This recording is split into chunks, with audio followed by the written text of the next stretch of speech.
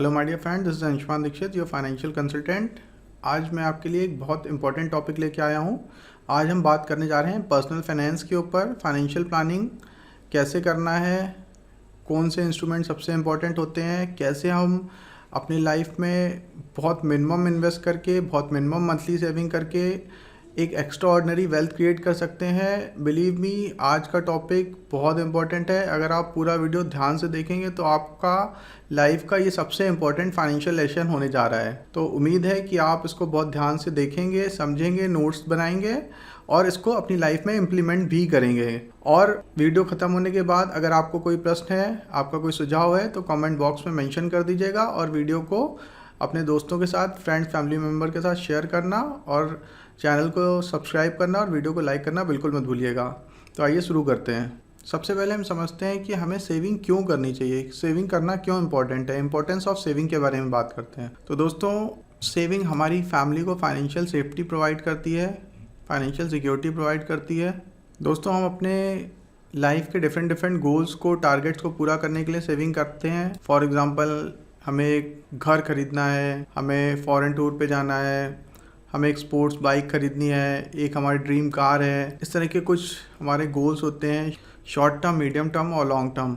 उनको पूरा करने के लिए हम लोग सेविंग करते हैं। हम सब ने बचपन में एक कहानी सुनी होती है आंट एंड ग्रासहोपर की, जिसमें जब गर्मियों का समय होता है तो चींटियां बहुत ज़्यादा मेहनत करती हैं और वो बारिश के दिनों के लिए, ठंड के मौसम के लिए खाना इकट्ठा करके रखती हैं। और उस समय जो ग्रासहोपर होता है, टिड्डा होता है, वो मज़े करता है, गाना गाता है, इंजॉय कर रहा होता है, घूमता फिरता है।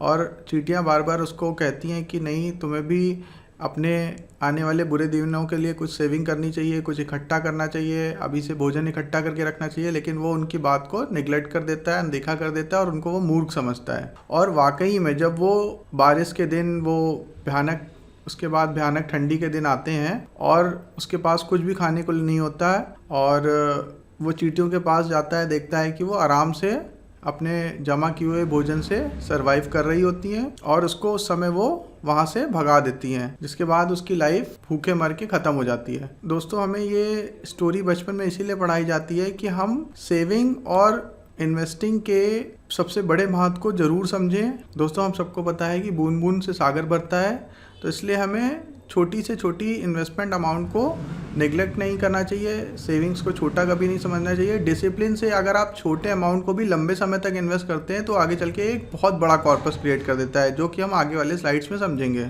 सेविंग का एक बहुत बड़ा उद्देश्य ये भी होता है कि जिस तरह से हम दिनों रात बहुत कड़ी मेहनत करते हैं अपनी फैमिली के लिए, अपने ड्रीम्स को पूरा करने के लिए, और उसके लिए हम, और उस मेहनत से हम बहुत पैसे को इकट्ठा करते हैं। लेकिन दोस्तों, हम गलती क्या करते हैं, उस हार्ड अर्न मनी को हम सेविंग अकाउंट में रख देते हैं, फिक्स डिपॉजिट में रख देते हैं, LIC की पॉलिसी में डाल देते हैं, या फिर उसको तिजोरी में बंद करके रख देते हैं, या फिर कॉफ़ी कैन में रख देते हैं, या इस तरह से घर के किसी भी डिब्बे में, बॉक्स में बंद करके रख देते हैं। हम सोचते हैं कि हम वो सेव कर रहे हैं, जबकि हमें पता है कि इन्फ्लेशन एक ऐसा खतरनाक वेपन है, खतरनाक जाइंट है, जो हमारे हार्ड अर्न मनी को धीरे धीरे करके खाता रहता है। और हमें अपने उस हार्ड अर्न मनी को इन्फ्लेशन से भी बचाना चाहिए। और जिस तरह से दिनों रात हम काम कर रहे हैं, तो हमें ये चाहिए कि हम काम भले कम करें, लेकिन हमारा कमाया हुआ पैसा भी काम पे लगे और वो हमारे लिए काम करे। यानी कि हमें पैसे को काम पे लगाना सीखना चाहिए। हम जो पैसा कमा रहे हैं उसको हमें तिजोरी में, सेविंग अकाउंट में, FD में नहीं रखना है, उसको भी हमें काम पे लगाना है, ताकि वो हमारी तरह है और पैसे को जनरेट कर पाए, पैसे से पैसा कमा पाए। तो हम आगे आने वाली स्लाइड्स में भी समझेंगे कि हम अपने कमाए गए पैसे को कैसे काम पे लगा सकते हैं। तो दोस्तों, सिर्फ सेविंग ही इम्पॉर्टेंट नहीं है, हम जो भी सेविंग करके पैसा अर्न करते हैं उसको भी हमें काम पे लगाना चाहिए, ताकि हम उससे और पैसे कमा पाएँ। सबसे पहले ये समझ लेते हैं कि हमें इन्वेस्टिंग क्यों इम्पॉर्टेंट है, हमारे लिए इन्वेस्टमेंट क्यों इम्पॉर्टेंट है, और सेविंग और इन्वेस्टमेंट में क्या डिफरेंस होता है। बेसिकली सेविंग और इन्वेस्टमेंट में ये डिफरेंट होता है। सेविंग का मतलब सिंपली कलेक्ट करना, इकट्ठा करना। आप पैसे तिजोरी में कलेक्ट कर रहे हैं, एक बॉक्स में कलेक्ट कर रहे हैं, आप सेविंग अकाउंट में कलेक्ट कर रहे हैं। लेकिन इन्वेस्टमेंट का मतलब होता है कि आपने उसको प्रॉपर किसी ऐसी जगह एलोकेट कर दिया, काम पे लगा दिया, सो दैट कि वो आपको एटलीस्ट महंगाई के बराबर या उससे ज़्यादा रिटर्न कमा के दे रहा है। मतलब over a period of time उसकी वैल्यू महंगाई से ज़्यादा बढ़ रही है और महंगाई उसको किल नहीं कर पा रहा है, न्यूट्रलाइज नहीं कर पा रहा। क्या मतलब हुआ? अगर किसी देश में महंगाई की दर 8% सालाना की है तो आपको अपने पैसे को किसी ऐसे इन्वेस्टमेंट में लगाना चाहिए, किसी ऐसे फाइनेंशियल इंस्ट्रूमेंट में, किसी ऐसे एसेट क्लास में इन्वेस्ट करना चाहिए जहां पे एटलीस्ट वो आपको 8% या ग्रेटर देन 8% के रिटर्न्स कमा के दे पाए। इन्फ्लेशन कैसे काम करता है इसको जरा समझ लेते हैं कुछ प्रीवियस एग्जाम्पल से। जैसे कि ये 2007 और 17 का कंपेरिजन है ऑयल प्राइसेस का और शुगर प्राइसेस का।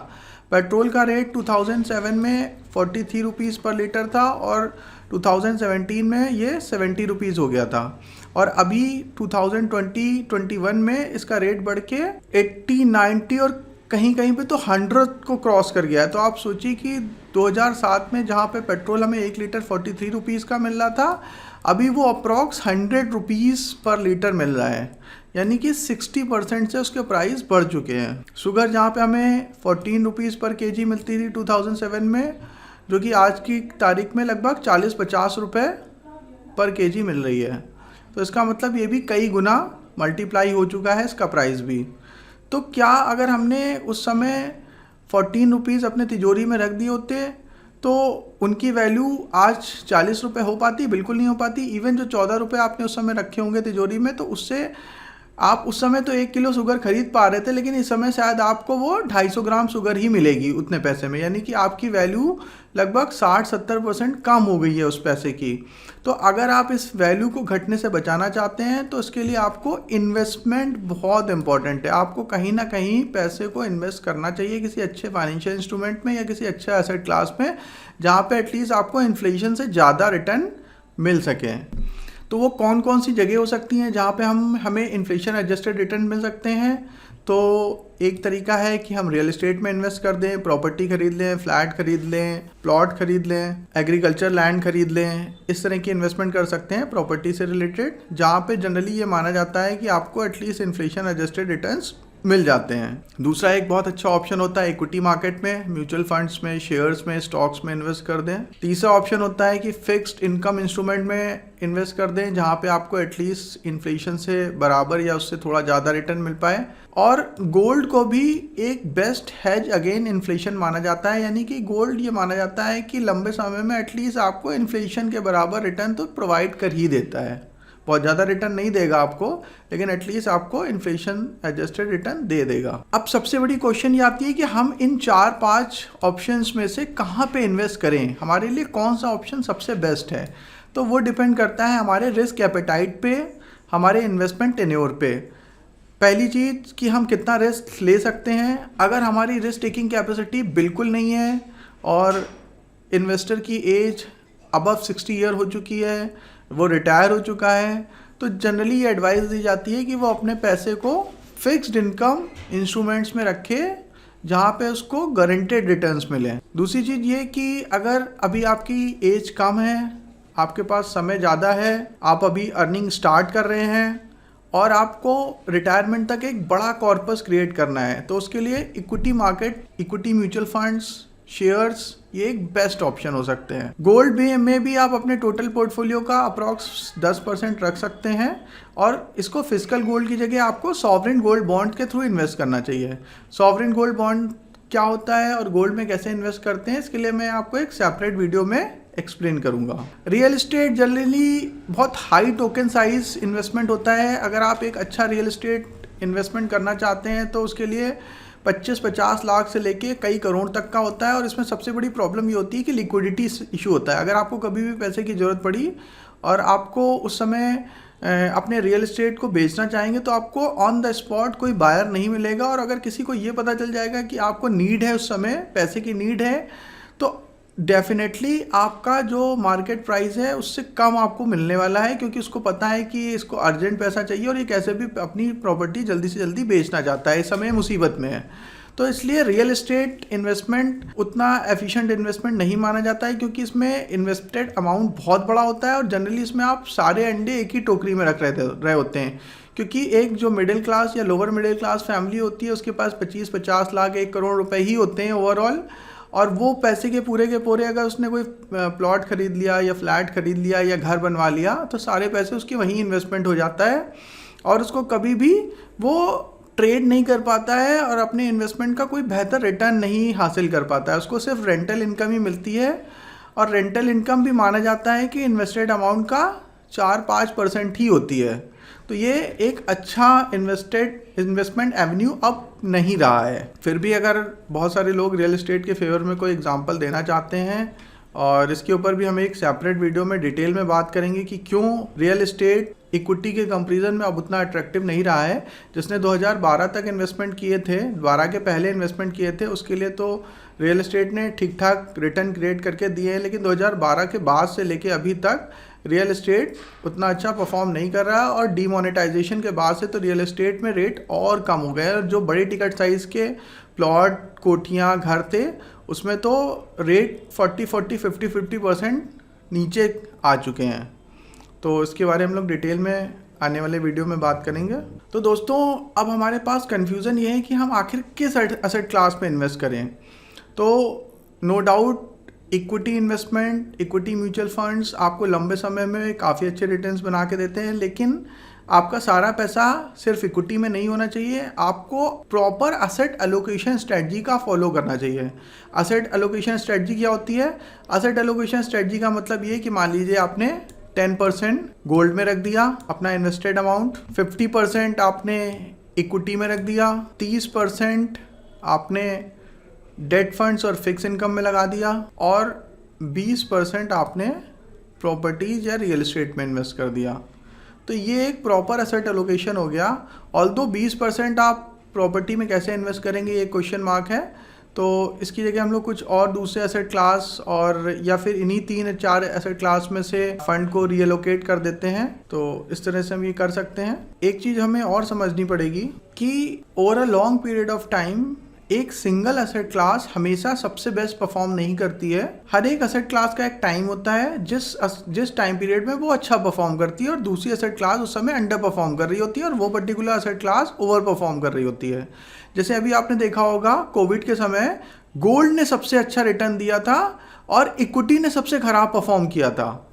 इक्विटी के रिटर्न्स -50%, 60% तक चले गए थे, और गोल्ड का जो प्राइस था वो 35-40,000 से बढ़ते बढ़ते वो 55-56,000 पर 10 ग्राम के लेवल तक पहुंच गया था, जो कि हाईएस्ट था अभी तक के हिस्ट्री में।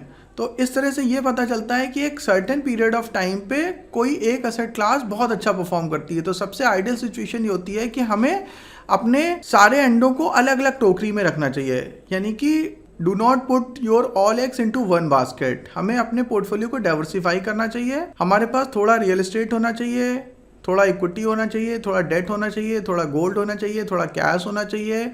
इस तरह से हमें ज़रूरत पड़ने पे अपने रिक्वायरमेंट के हिसाब से अपने पोर्टफोलियो को रीबैलेंस करते रहना चाहिए, और जो भी पीरियोडिकली अपने फाइनेंशियल कंसल्टेंट के साथ मिलकर अपने पोर्टफोलियो को रीबैलेंस करता रहता है, वो लंबे समय में सबसे बढ़िया रिटर्न्स जनरेट कर लेता है। आइए हम लोग ये देखते हैं कि अलग अलग टाइम फ्रेम में अलग अलग एसेट क्लास ने क्या परफॉर्म किया, और इस ग्राफ से आपको ये पता चलेगा कि over a long period of time एक सिंगल एसेट क्लास हमेशा आउट परफॉर्म नहीं करती है, और एक सिंगल एसेट क्लास हमेशा अंडर परफॉर्म नहीं करती है।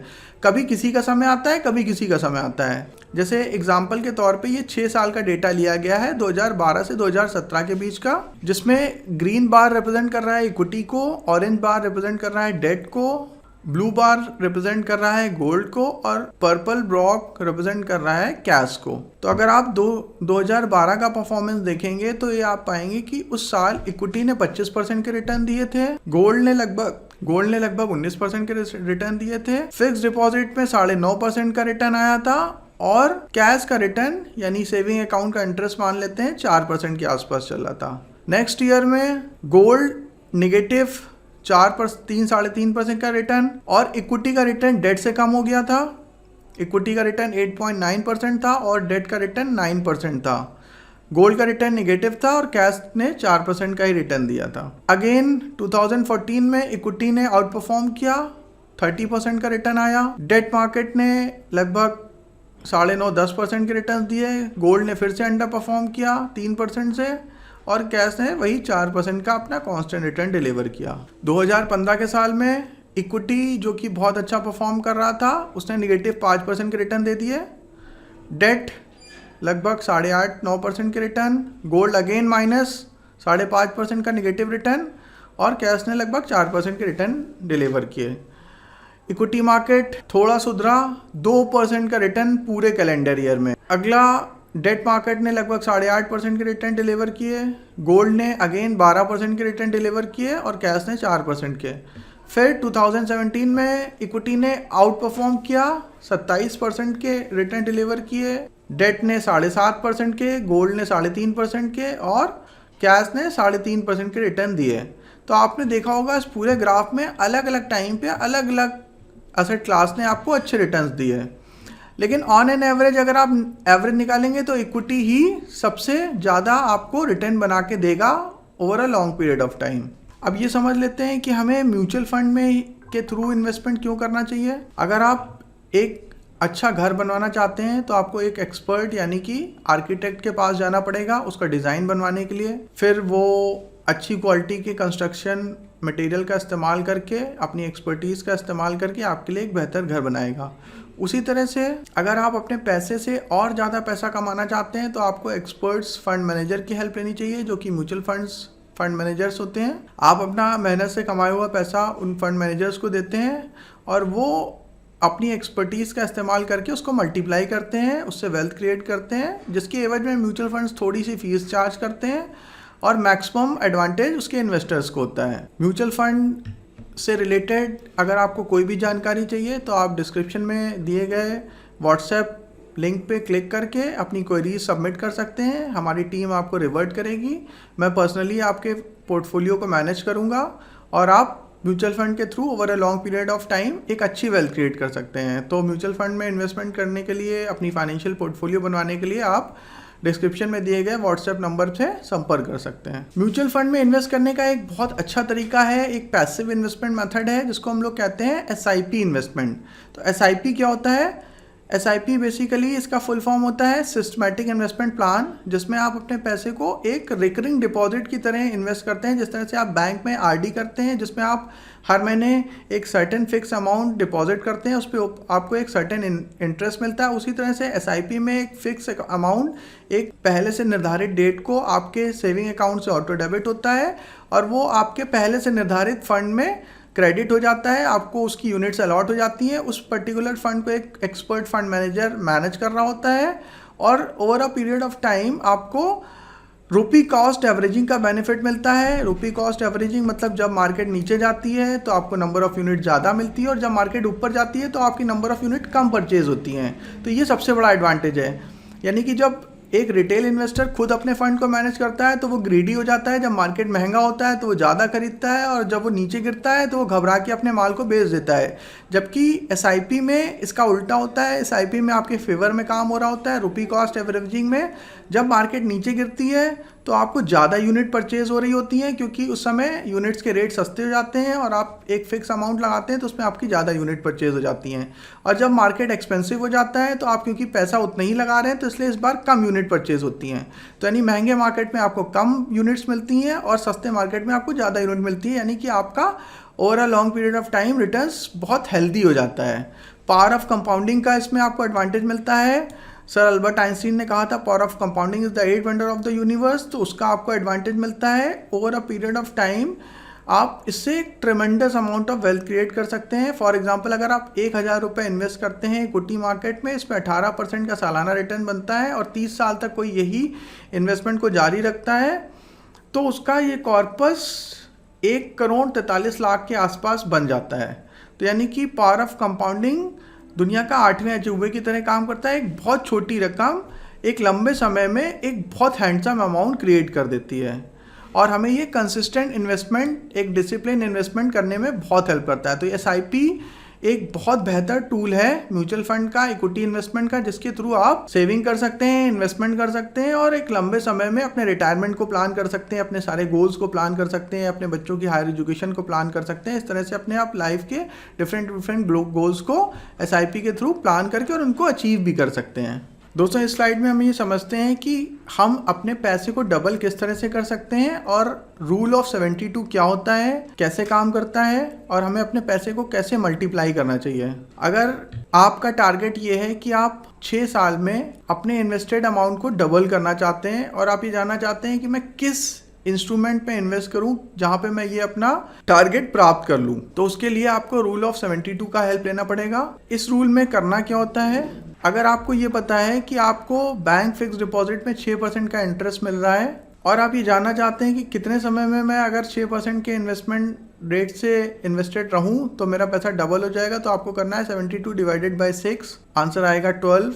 तो आपका पैसा 12 साल के बाद डबल हो जाएगा। अगर आपको 12% का रिटर्न मिल रहा है 72 डिवाइडेड बाय 12 यानी 6 ईयर्स में आपका पैसा डबल हो जाएगा। तो यानी कि आपको इक्विटी म्यूचुअल फंड में आप मान के चल सकते हैं आपको 12% का रिटर्न मिलता है और डेट फंड्स में आपको लगभग 6% के रिटर्न्स मिलते हैं।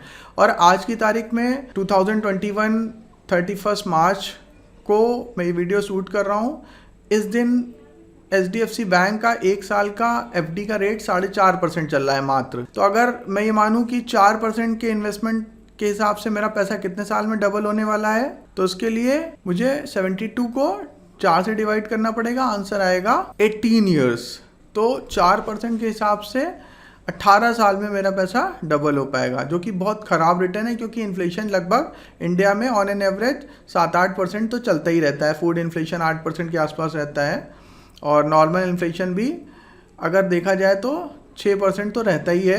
ऑन पेपर्स गवर्नमेंट के डेटा में तो कभी कभी कम हो जाता है, लेकिन गरीब लोगों को लगभग 8% 7% का इन्फ्लेशन झेलना ही पड़ता है क्योंकि उनका सबसे बड़ा कंजम्पशन फूड आइटम्स होते हैं और फूड आइटम यानी कि एग, मिल्क, वेजिटेबल्स, इन सब में इन्फ्लेशन हमेशा हाई रहता है। देखिए इसमें लिखा हुआ है the formula can be use to calculate the rate of return और the number of years required to double the money. तो जो मैंने आपको एग्जांपल दिया था कि अगर 6% का रिटर्न है तो मैं अगर अब 72 को 6 से डिवाइड कर दूंगा तो 12 साल में मेरा पैसा डबल हो जाएगा।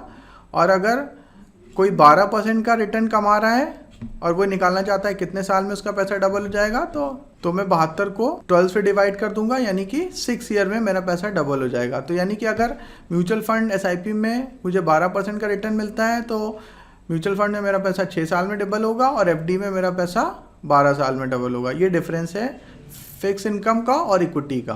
The importance of long term investing, अभी मैंने आपको एक एग्जांपल के थ्रू बताया था कि अगर 1000 रुपीज़ के SIP कोई 30 साल के लिए करता है जिसमें उसको 18% का रिटर्न मिलता है, CAGR रिटर्न मिलता है, जो कि इंडेक्स में इक्विटी मार्केट में पॉसिबल है। और हमारे इंडेक्स ने पिछले 20-25 सालों में 16-18% के रिटर्न्स डिलीवर किए हैं और जनरली म्यूचुअल फंड इंडेक्स को 2-4% से आउट परफॉर्म करते हैं जो एक्टिवली मैनेज म्यूचुअल फंड्स होते हैं। तो हम 18% 15% के रिटर्न्स एक्सपेक्ट कर सकते हैं आराम से म्यूचुअल फंड के थ्रू। तो अगर 18% का रिटर्न बनता है और 1000 रुपये कोई इन्वेस्ट कर रहा होता है तो 30 साल के बाद वो अपने 3,60,000 जो कि वो इन्वेस्टेड अमाउंट होगा उसके अगेंस्ट में वो 1,43,00,000 का कॉर्पस क्रिएट कर लेगा, जो कि एक बहुत हैंडसम अमाउंट है। तो ये लॉन्ग टर्म इन्वेस्टिंग का ही एडवांटेज है क्योंकि इसमें पावर ऑफ कंपाउंडिंग का एडवांटेज मिल रहा होता है। जब आप लंबे समय तक इन्वेस्ट कर रहे होते हैं तो पावर ऑफ कंपाउंडिंग आपके फेवर में काम कर रहा होता है। और कंपाउंडिंग जैसा कि अल्बर्ट आइंस्टीन ने बताया था कि दुनिया का 8वां अजूबा है। तो power of equity, power of SIP और पावर ऑफ कंपाउंडिंग तीनों एक साथ काम करते हैं। तो आप डेफिनेटली अपनी फाइनेंशियल फ्रीडम बहुत जल्दी अचीव कर सकते हैं। आप जितना जल्दी इन्वेस्टमेंट करना स्टार्ट कर दें, SIP के थ्रू इन्वेस्टमेंट करें, इक्विटी SIP करें और उसको लंबे समय तक चलने दें, तो आप अपनी फाइनेंशियल फ्रीडम 35 से 40 साल की एज में भी अचीव कर सकते हैं। और उसके बाद का जो साल है उसमें आप अपने मर्जी का काम करें, अपने लाइफ को खुल के जिएं। और जब आप फ्री हो जाएंगे, अब आपका ये बर्डन नहीं रहेगा कि अब आपको ब्रेड एंड बटर के लिए अर्न करना है, आप 9 to 5 जॉब से फ्री हो जाएंगे तो आप बहुत ज़्यादा क्रिएटिव हो सकते हैं और बहुत वेल्थ क्रिएट कर सकते हैं। आइए अब समझते हैं इक्विटी SIP के थ्रू आप अपनी गोल प्लानिंग कैसे कर सकते हैं और कैसे उसको अचीव करेंगे। तो सबसे पहले आपको ये हिसाब लगाना पड़ेगा कि अभी आप कहाँ पे स्टैंड कर रहे हैं, कितनी आपके पास वेल्थ है, कितने एसेट हैं, कितनी लायबिलिटीज़ हैं। आपको एक गोल सेट करना पड़ेगा, उसका एक टाइम फ्रेम सेट करना पड़ेगा। फॉर एग्जाम्पल मैं अगले 20 साल में फाइनेंशियल फ्रीडम अचीव करना चाहता हूँ। फाइनेंशियल फ्रीडम अचीव करने के लिए आपको ये तय करना पड़ेगा कि आपका अगर आपका monthly expense 25,000 rupees per month है, 20 साल के बाद आपको इतना पैसा मिले कि जो उस समय की आपकी मंथली एक्सपेंसेस को मीट आउट कर पाए, जो कि डेफिनेटली 25,000 से काफ़ी ज़्यादा बढ़ चुकी होंगी। देन आपको अपने फाइनेंशियल कंसल्टेंट के साथ बैठ के डिस्कस करना पड़ेगा कि कौन कौन से इक्विटी इंस्ट्रूमेंट्स, कौन कौन से स्कीम्स में आपको पैसे इन्वेस्ट करने हैं, और टाइम टू टाइम आपको अपने फाइनेंशियल कंसल्टेंट के साथ बैठ के अपने गोल्स को, अपने फंड्स को रिव्यू करते रहना पड़ेगा। गोल किस तरह के हो सकते हैं? आप एक घर बनाना चाहते हैं, आप वेकेशन प्लान करना चाहते हैं अपनी फैमिली के साथ, आप ड्रीम कार परचेज करना चाहते हैं, आप अपने बच्चे को किसी फॉरेन यूनिवर्सिटी के लिए भेजना चाहते हैं, या बच्चे की हायर एजुकेशन को प्लान करना चाहते हैं। इस तरह के सारे प्लान को आप SIP के थ्रू मीट आउट कर सकते हैं। एक मिस्टर राजेश हैं जो अकाउंटेंट का काम करते हैं, वो अपने बच्चे को एक अच्छे बी स्कूल में एडमिशन दिलाना चाहते हैं आज से 15 साल के बाद, और उस समय उनको 20 लाख रुपए की रिक्वायरमेंट होगी। तो यहाँ पे गोल के अमाउंट में आ गया 20 लाख रुपए, टाइम फ्रेम हो गया 180 मंथ्स यानी 15 साल। अगर वो अपने पैसे को अपने घर के लॉकर में, तिजोरी में, बॉक्स में घर पे रखना पसंद करते हैं तो उनको हर महीने 11,111 रुपए सेव करने पड़ेंगे। अगर वो अपनी सेविंग को अपने सेविंग बैंक अकाउंट में रखते हैं जहाँ पर उनको 3.5% का रिटर्न मिलता है, तो उनको हर महीने 8,464 रुपए सेव करने पड़ेंगे, क्योंकि उनको उस पर इंटरेस्ट मिलेगा, उस पर कंपाउंडिंग होगी, जिससे उनको कम पैसा सेव करना पड़ेगा। और अगर वो एक डाइवर्सिफाई म्यूचुअल फंड में इन्वेस्ट करते हैं SIP के थ्रू, तो उनको सिर्फ हर महीने 4,000 रुपीज अप्रॉक्स इन्वेस्ट करना पड़ेगा, और वो 20 लाख रुपए का टारगेट अपना अचीव कर लेंगे। तो दोस्तों आपको ये समझ में आ गया होगा कि SIP के थ्रू प्लानिंग करने में हमारा गोल बहुत आसान हो जाता है। जहाँ पे हमें 11-12 हज़ार रुपए हर महीने बचाने की जरूरत पड़ रही थी, वहीं पे वो हमने गोल सिर्फ उसके 1/3 अमाउंट में हासिल कर लिया है। सिर्फ 4,000 रुपये अप्रॉक्स हमें सेव करना होगा हर मंथ, और हम अपने गोल को अचीव कर लेंगे। तो दोस्तों उम्मीद है कि आपको ये लेक्चर बहुत इन्फॉर्मेटिव लगा होगा। आपके जो भी डाउट, क्वेश्चंस, सुझाव हैं वो आप कमेंट बॉक्स में लिखें। आप किस टॉपिक पे वीडियो देखना चाहते हैं, किसी एक पर्टिकुलर टॉपिक पे आप ज़्यादा एक्सप्लेनेशन चाहते हैं, तो आप मुझे वो कमेंट बॉक्स में लिखें, मैं उनके ऊपर आपको वीडियो प्रोवाइड करूँगा। वीडियो देखने के लिए बहुत बहुत शुक्रिया, और इस वीडियो को स्प्रेड कर दीजिए सारे दोस्तों को, सारे फैमिली मेम्बर को, सो दैट कि वो भी फाइनेंशियल फ्रीडम अचीव कर पाएँ। और चैनल को जरूर सब्सक्राइब करिए और दूसरे लोगों को भी सब्सक्राइब कराइए। Thank you very much.